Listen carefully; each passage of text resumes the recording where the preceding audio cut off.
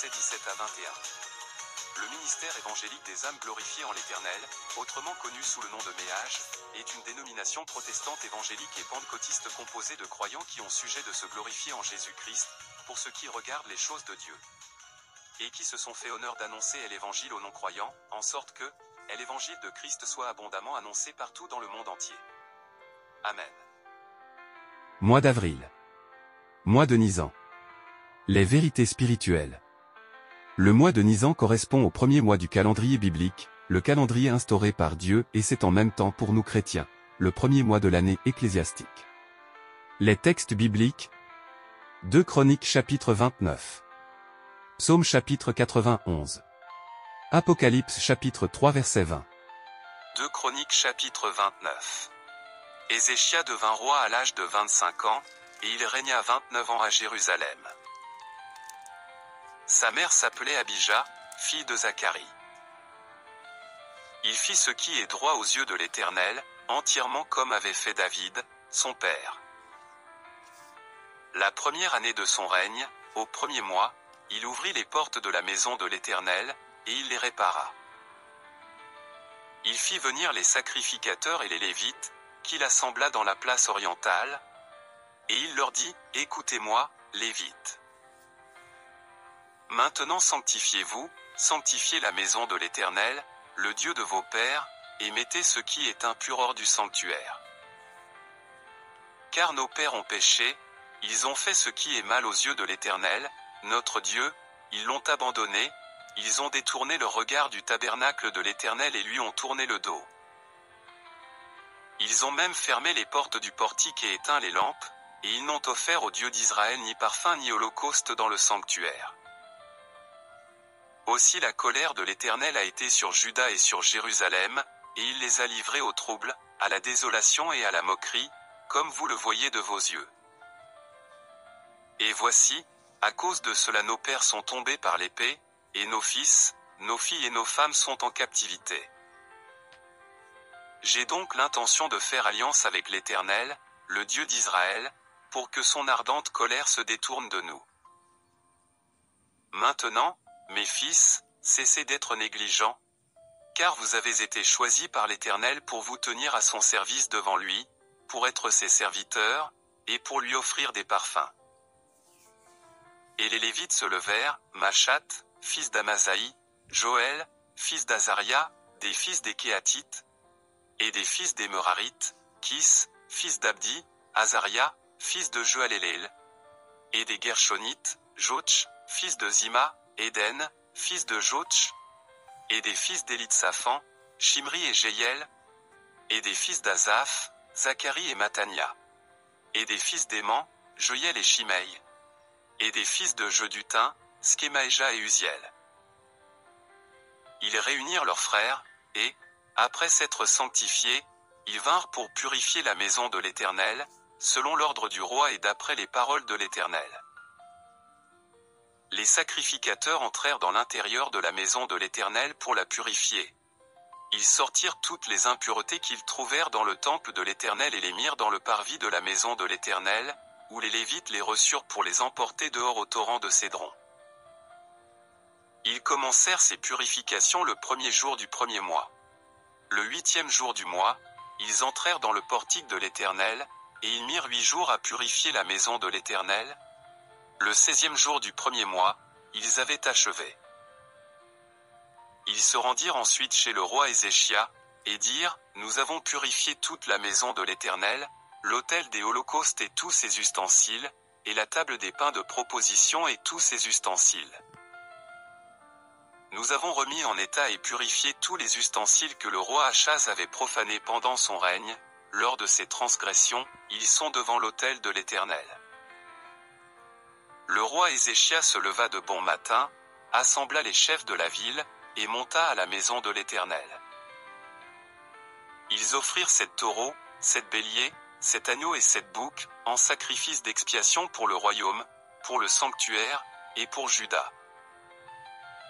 Le roi ordonna aux sacrificateurs, fils d'Aaron, de les offrir sur l'autel de l'Éternel.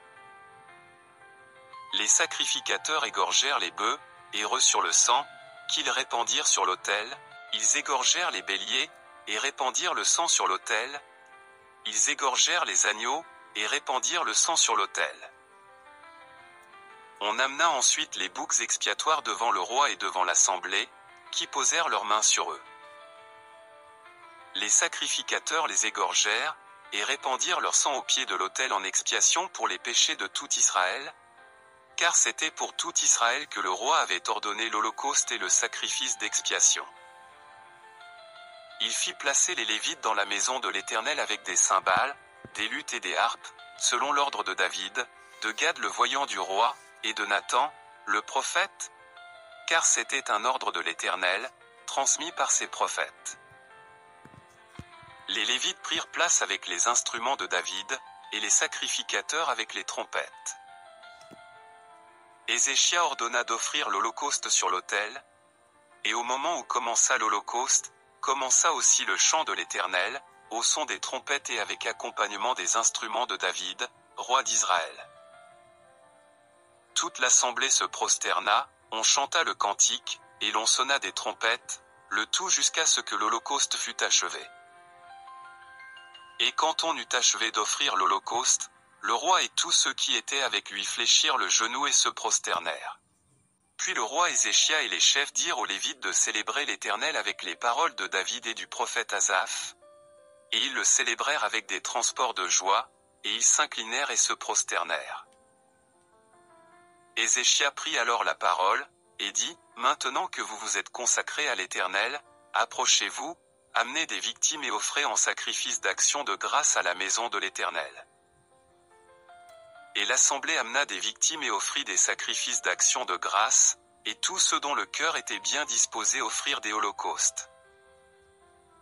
Le nombre des holocaustes offerts par l'assemblée fut de 70 bœufs, 100 béliers, et 200 agneaux.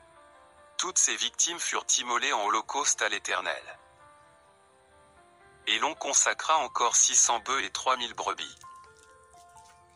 Mais les sacrificateurs étaient en petit nombre, et ils ne purent dépouiller tous les holocaustes. Leurs frères, les Lévites, les aidèrent jusqu'à ce que l'ouvrage fût fini, et jusqu'à ce que les autres sacrificateurs se fussent sanctifiés, car les Lévites avaient eu plus à cœur de se sanctifier que les sacrificateurs. Il y avait d'ailleurs beaucoup d'holocaustes, avec les graisses des sacrifices d'action de grâce, et avec les libations des holocaustes. Ainsi fut rétabli le service de la maison de l'Éternel.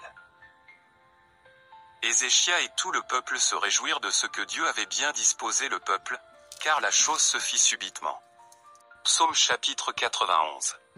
Celui qui demeure sous l'abri du Très-Haut repose à l'ombre du Tout-Puissant. Je dis à l'Éternel, mon refuge et ma forteresse, mon Dieu en qui je me confie. Car c'est lui qui te délivre du filet de l'oiseleur, de la peste et de ses ravages. Il te couvrira de ses plumes, et tu trouveras un refuge sous ses ailes. Sa fidélité est un bouclier et une cuirasse. Tu ne craindras ni les terreurs de la nuit, ni la flèche qui vole de jour, ni la peste qui marche dans les ténèbres, ni la contagion qui frappe en plein midi. Que 1000 tombent à ton côté, et 10 000 à ta droite, tu ne seras pas atteint. De tes yeux seulement tu regarderas, et tu verras la rétribution des méchants. Car tu es mon refuge, ô Éternel. Tu fais du Très-Haut ta retraite.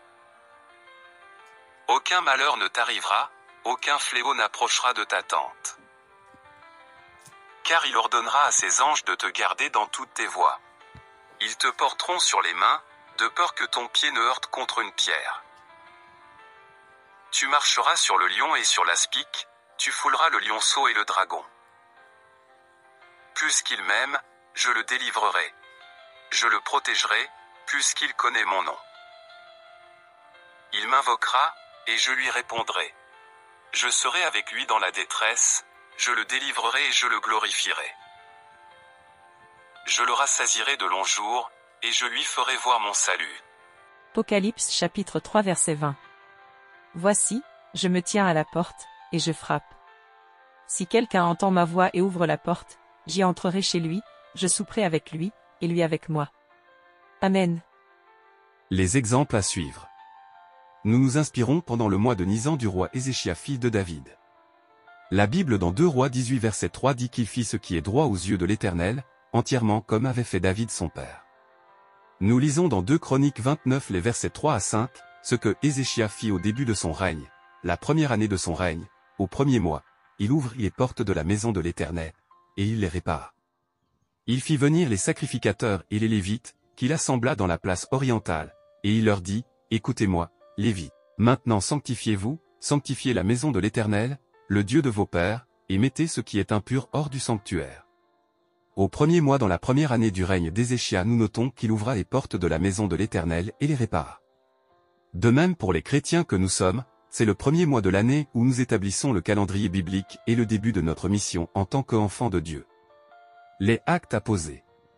Le mois de Nisan est une période, propice comme Ézéchia l'a fait, d'ouvrir les portes de la maison de l'Éternel dans notre vie. De réparer, c'est-à-dire de corriger les choses qui ne sont pas en accord avec la parole de Dieu dans notre vie. C'est le moment de se purifier, demander pardon à Dieu pour nos péchés, nous séparer de ce qui nous détourne de Dieu, de ce qui a pris sa place dans notre vie, les idoles, des choses qui nous lient au monde des ténèbres. C'est le moment de restauration, de restaurer la suprématie de Dieu et la vérité biblique dans notre vie, dans notre Église, dans notre famille. C'est le moment de servir Dieu comme il nous a prescrit dans sa parole, pas comme nous avons décidé de le faire. C'est-à-dire adopter son calendrier tel qu'il nous a donné, de nous séparer des doctrines, traditions et habitudes qui ne sont pas en accord avec sa parole. C'est le moment de remettre les choses à leur place, restituer ce que nous avons dérobé à Dieu et à notre prochain. C'est aussi le moment de célébrer l'Éternel. Nous lisons dans 2 Chroniques 29 le verset 30, « Puis le roi Ézéchia et les chefs dirent aux Lévites de célébrer l'Éternel avec les paroles de David et du prophète Asaph. Et ils le célébrèrent avec des transports de joie. Et ils s'inclinèrent et se prosternèrent. » Les prières à faire. Psaume 24 versets 8 à 10. Porte, élevez vos linteaux, élevez-vous, porte éternelle. Que le roi de gloire fasse son entrée. Qui est ce roi de gloire? L'Éternel fort et puissant, l'Éternel puissant dans les combats. Porte, élevez vos linteaux, élevez-les, portes éternelles. Que le roi de gloire fasse son entrée. Qui donc est ce roi de gloire? L'Éternel des armées, voilà le roi de gloire. La parole à méditer. Apocalypse 3 verset 20. Voici, je me tiens à la porte, et je frappe. Si quelqu'un entend ma voix et ouvre la porte, j'entrerai chez lui, je souperai avec lui, et lui avec moi. Nous disons 3 fois. Amen. Amen. Et Amen. Si vous avez apprécié cette publication, abonnez-vous, likez, sonnez la cloche de notification pour ne pas rater nos prochains messages et partagez.